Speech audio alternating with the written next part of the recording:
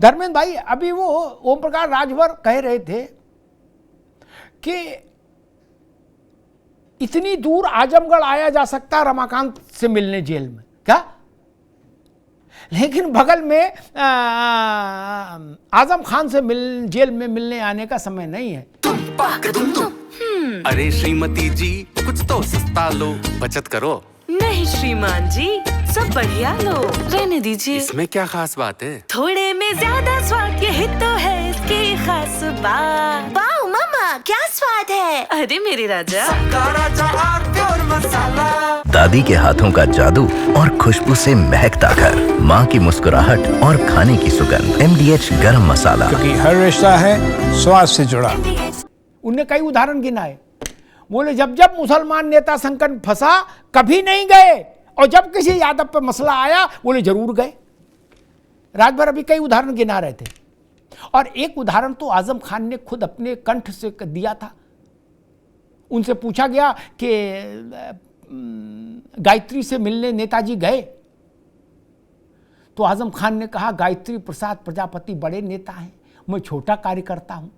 इतने छोटे कार्यकर्ता का नाम कहां याद रखेंगे नेताजी? धर्मेंद्र जी,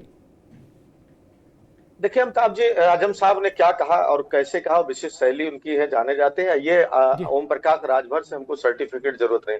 हमारे नेता आपको डेट से 27 फरवरी 2020 को गए और 1 घंटे आजम साहब से जेल मिले, और जो चाहते थे, जब वार्ता हुई, जो चाहते थे उनका पॉलिटिकल चर्चा हुई, व्यक्तिगत चर्चा हुई। हॉस्पिटल में यहाँ भर्ती थे, राष्ट्रीय अध्यक्ष जी कई बार गए, पूरा इंतजाम जेल की तरफ से आए थे, कस्टडी में ही मेदांता में पूरा इलाज कराया उनको। हमारी पार्टी लगातार लगी रही, माननीय राष्ट्रीय अध्यक्ष जी लगातार रहे। अभी 22 मार्च 2024 को 1 घंटे के करीब राष्ट्रीय अध्यक्ष जी मिले। तमाम जब सरकार का पहरा होता है, मिलने जुलने में सीमित मुलाकातों से लेकर के सारी चीजें हमसे बेहतर आप अमिताभ जी चाहते हैं, कुछ बताने की जरूरत नहीं। एक राजनीतिक दल होने के नाते ये सही है कि आजम साहब के साथ ये सरकार अनाचार अत्याचार की पराकाष्ठा कर रही है। सारी कुछ भी जो एक सीमा होती है उससे आगे जाकर के ये सरकार उनको जेल में रखना चाहती है, जेल में उनके साथ दुर्व्यवहार कर रही है, उनके पूरे परिवार को जेल में डाला। लेकिन एक राजनीतिक दल होने के नाते संसद के अंदर, विधानसभा के अंदर सड़क पे उतर करके जो हो सकता है पार्टी कर रही है।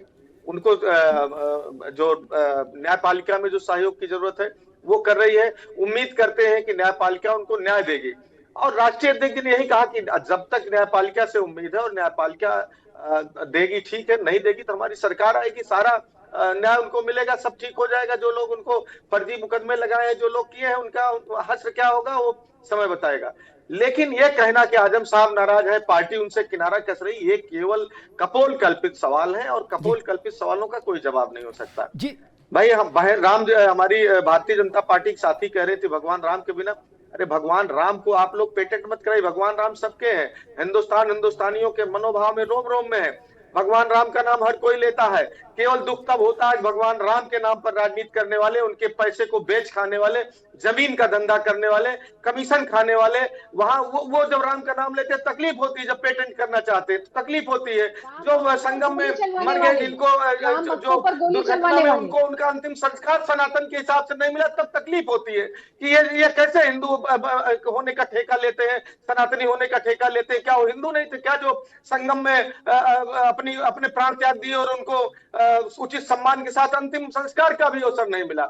ये दोहरा चरित्र भारतीय जनता पार्टी अपने पास ही रखे। 2024 में उत्तर प्रदेश की जनता ने आपको ठीक किया, आपको औकात दिखाया, आपको सही जगह दिखाया है, और आने वाले समय में देखेंगे इन सारे चुनाव में मठाधीशों को सनातन को जानते ही नहीं भारतीय जनता पार्टी। सनातन क्या है अगर जान लेते, और ऋचा सिंह जैसे लोग जान भी नहीं सकते, क्योंकि समाजवादी पार्टी के टिकट पर इनकी पहचान हुई है। वहीं रह करके जो जब अवसर मिला तो आपने क्या किया, पूरा इलाहाबाद जानता है, पूरा प्रदेश जानता है। सनातन के बारे में कम से कम आप नहीं ज्ञान दे तभी अच्छा है। सनातन क्या है जरा भाजपा बता दे, सनातन किसको कहते हैं, और कब भारतीय जनता पार्टी को सनातन का पेटेंट मिला, जरा ये बता दीजिएगा। अधिक सनातनियों ने डुबकी लगाई, सनातन का पेटेंट भाजपा को कब मिला? अरे प्रयागराज में दिव्य महाकुंभ में 7 करोड़ से अधिक सनातनियों ने डुबकी लगाई, जिस पर समाजवादी पार्टी की दिव्य दृष्टि लगी हुई थी। समाजवादी पार्टी प्रभु राम का अपमान करती है, राम भक्तों पर आपने गोली चलाने का कार्य किया है। आपके सफल इमारत जहाँ मंदिर हुआ करता था, आपको मस्जिद में तब्दील कर दिया। संबंधित इमारत जहाँ तमाम सनातनी अपनी पूजा अर्चना करने जाया करते थे, उसको मस्जिद में तब्दील करने का काम समाजवादी पार्टी की सरकार ने 2012 से 17 के दौरान किया। समाजवादी पार्टी की सरकार संभल में जो विवादित इमारत थी, जहां तमाम सनातनी अपनी पूजा अर्चना करने जाया करते थे, तो मस्जिद में तब्दील करने का काम समाजवादी पार्टी के शासनकाल में हुआ। समाजवादी पार्टी के शासनकाल में हरिहर मंदिर में जो लोग पूजा अर्चना करने जाते थे, उसको मस्जिद में तब्दील करने का काम समाजवादी पार्टी ने किया। समाजवादी पार्टी सनातन विरोधी पार्टी है, समाजवादी पार्टी राष्ट्र विरोधी पार्टी है, समाजवादी पार्टी महिला विरोधी पार्टी है। आप मुस्लिम वोटों का तुष्टिकरण करते हैं और मुस्लिम वोटों के तुष्टिकरण में भी आप दोहरा मापदंड अपनाते हैं। समाजवादी पार्टी माफियाओं का समर्थन करती है, समाजवादी पार्टी गुंडागर्दी का समर्थन करती है। आप उत्तर प्रदेश को खनन के जगह आपने जोड़ दिया, आप उत्तर प्रदेश को नकल माफियाओं के हाथ में छोड़ दिया था, आप उत्तर प्रदेश को जुर्मानी राज्य बनाकर छोड़ दिया था।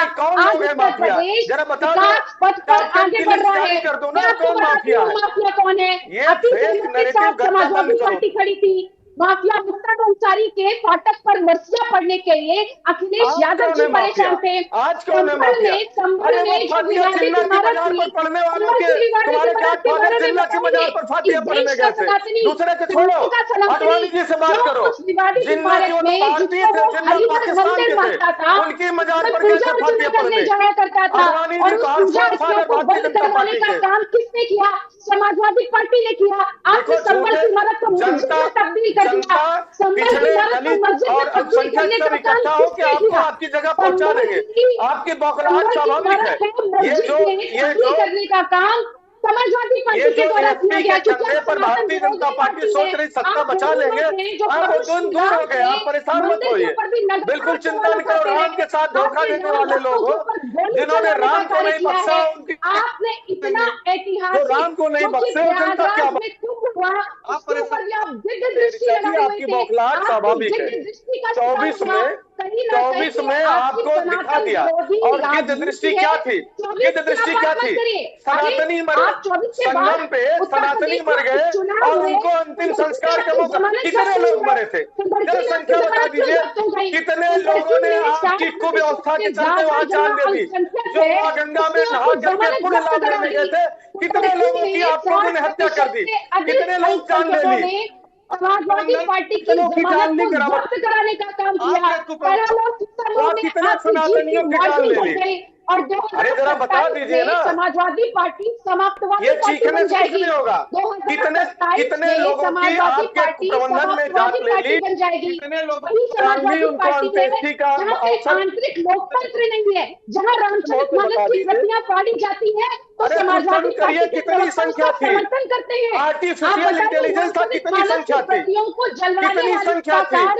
करने वालों को कितनी वो तुम्हारे साथ मंत्री रहे, चिंता न करो, भाजपा के साथ मंत्री रहे। धर्मेंद्र जी को भी रोकूंगा, ऋचा जी को भी रोकूंगा, दोनों मित्रों को रोकूंगा। लंबी बात होगी। एक छोटा सा प्रश्न में, धर्मेंद्र भाई रुकना होगा, ऋचा जी रुकना होगा। एक छोटा सा प्रश्न में युवराज पोखरना और विजय जी से लूंगा। युवराज, जिस वक्त आजम खान अपनी उस एक विशिष्ट शैली में आग उगलते थे, क्या उस वक्त वो समाजवादी पार्टी के कंधे पर बैठते थे क्या? जिस वक्त वो बवाली बातें किया करते थे, अब तो बवाली बातें कर नहीं रहे, अब तो कोई बातें नहीं कर रहे बेचारे। क्या जब वो कहते थे कि ये जो ऐसी उंगली की ये मूर्ति है, ये सबसे बड़ा भूमाफिया इस देश का अंबेडकर के लिए, तो सपा के लोग ताली बजाते थे। जब आजम कहते थे भारत में डाइन है, तो सपा के बड़े बड़े नेता ताली बजाते थे। सब आजम खान का सम्मान होता था। विक्टोरियन बग्घी पर बैठ के यात्रा निकलती थी। और जब बेचारे कुछ नहीं कह रहे बुढ़ौती में, तो सपा कह रही कि अब अल्लाह के भरोसे हो। ये बात कुछ समझ नहीं आई। जब सब लोग आजम खान की आलोचना करते थे तो आजम खान सपा के सबसे लाडले, सबसे महत्वपूर्ण व्यक्ति हुआ करते थे। मुलायम सिंह के बाद सबसे महत्वपूर्ण व्यक्ति। और जब वो कुछ नहीं कर रहे, अपनी बीमारियों से जेल के 6/8 के कोठरी में बेचारे पड़े हैं, तो उन्हें लोग छोड़ दिए सपा वाले, कह रहे ठीक है अब अल्लाह से न्याय मिलेगा। ऐसा क्यों? अमिताभ जी, आप आजम खान पे नाम पे मत जाइए, व्यक्ति पे मत जाइए। भाजपा की एक विचारधारा है, वैसे समाजवादी पार्टी की एक विचारधारा रही है। माननीय मुलायम सिंह कहते थे मुझे मुल्ला मुलायम कहो। मुलायम सिंह वही है जिन्होंने राम भक्तों पे गोली चलाई। अखिलेश जी और मुलायम जी की सरकार में ये भी हुआ जो हमने देखा कि कोर्ट में फटकार पड़ी कि क्या तुम इन आतंकवादियों को पद्म भूषण दोगे। जब 2006 के बनारस के सीरियल ब्लास्ट के आतंकी आरोपियों पे उन्होंने मुकदमा वापस लेने की बात कही, और क्या वजूहत थी? क्योंकि सारे आतंकी एक ही मजहब के थे। तो ये इनकी तुष्टीकरण की राजनीति चलती आई है। और इसी श्रेणी में आगे चलते चलते कभी मुल्ला मुलायम, अच्छा बिना रोजे के इफ्तार करना, मुसलमानों के लिए हर चीज में अलग से प्राविधान करना, तो ये एक राजनीति चलती आई है। ये मॉडस ऑपरेंडाई मॉडल है इनका। चूंकि अब आजम खान बूढ़े हो चुके, जेल में बैठे, तो बूढ़ा घोड़ा क्या काम का। अब इन्होंने पैसा लगाया है नियो बुद्धिस्टों पे। ये स्वामी प्रसाद मौर्य जी आ गए, बोले मनुस्मृति ऐसी, मनुस्मृति वैसी, रामचरितमानस ऐसी। अरे भैया तुम जाओ एमएलसी बनो, तुम जाओ राष्ट्रीय महासचिव बनो। तो जो व्यक्ति हिंदुओं के हित में नहीं बोलेगा, हिंदुओं को गाली देगा, पानी पी पी के गाली देगा, कोसेगा, हिंदू विरोधी बातें करेगा, उनका प्रमोशन होगा। कल आजम खान थे, आज कोई और होगा। ठीक। अच्छा, युवराज जी कह रहे हैं कि आजम खान बूढ़े घोड़े हो गए, और बूढ़े घोड़े को कौन घास खिलाए। अरे श्रीमती जी कुछ तो सस्ता लो, बचत करो। नहीं श्रीमान जी, सब बढ़िया लो, रहने दीजिए। इसमें क्या खास बात है? थोड़े में ज्यादा स्वाद, यही तो है इसकी खास बात। वाओ मामा, क्या स्वाद है। अरे मेरे राजा, प्योर मसाला। दादी के हाथों का जादू और खुशबू से महकता घर, माँ की मुस्कुराहट और खाने की सुगंध। MDH गरम मसाला, क्योंकि हर रिश्ता है स्वाद से जुड़ा।